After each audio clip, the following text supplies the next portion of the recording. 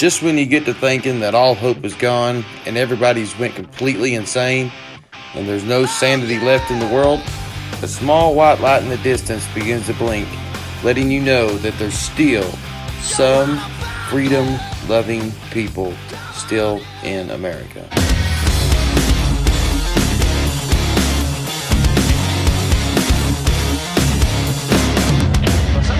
Running for president right now on the Democratic side are openly promising what they've privately wanted for years.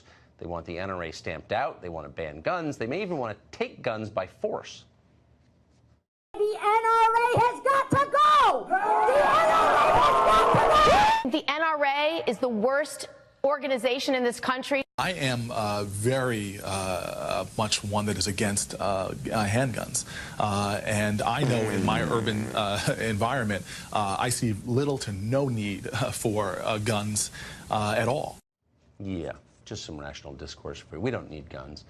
Well, of course, we need guns. You're not allowed to have guns. That's the attitude. Wealthy liberals obviously hire bodyguards or hide themselves away in safe gated neighborhoods.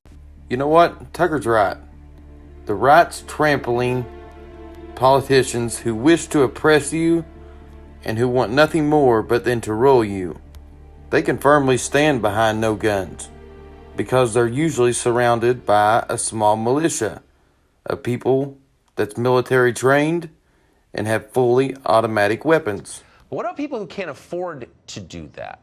What would gun bans mean for people who live in, say, Detroit, Michigan?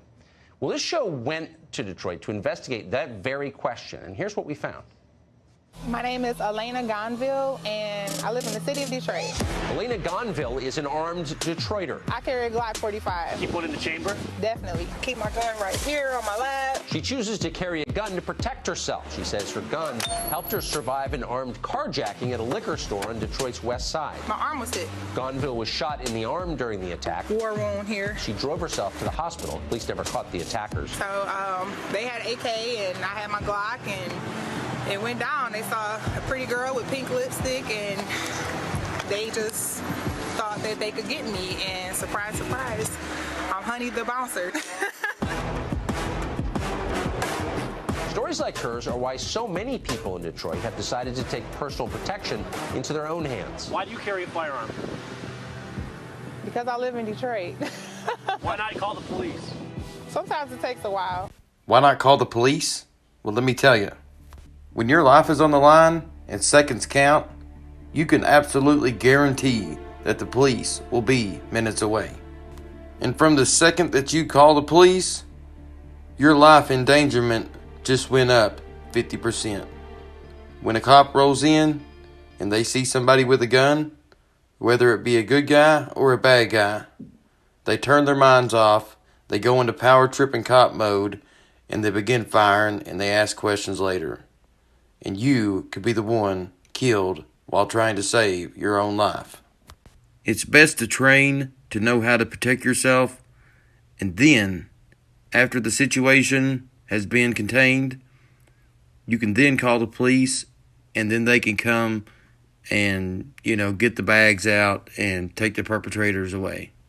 Hey, how you doing? Detroit's chief of police, James Craig, agrees. It only takes a minute or less for violence to happen, and it's over. And that's why Craig strongly supports the right to carry. If a citizen is armed, they have a better opportunity of staying alive than if they weren't. Michigan issues gun permits to anyone in Detroit who takes a class and passes a background check. Gonville took her firearms class with Detroit native Rick Ector. Heck yeah, let's shoot. Ector's Detroit-based gun rights group, named Legally Armed in Detroit, has helped thousands of women get their carry permits.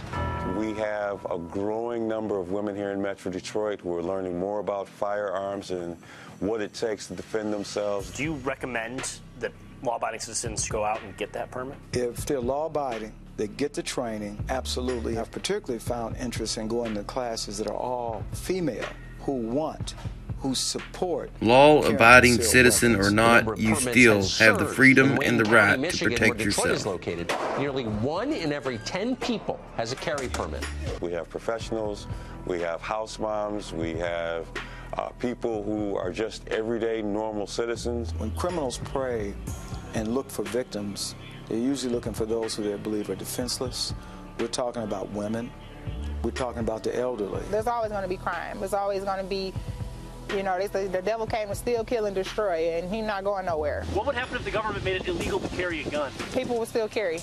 My dad always says, I'd rather be judged by 12 than carried by 6. Is that how it goes? So, I mean, That's how it goes. That is exactly how it goes. And I hope more people decide to do things this way. And like they've always said, an armed society is a safe society. And to all those who have subscribed to my channel, I greatly appreciate it. And if you haven't subscribed, go ahead and do so now. Because one of us is no greater than all of us. If you guys like what I'm doing here and enjoy my videos, make sure and leave a comment in the comment section below.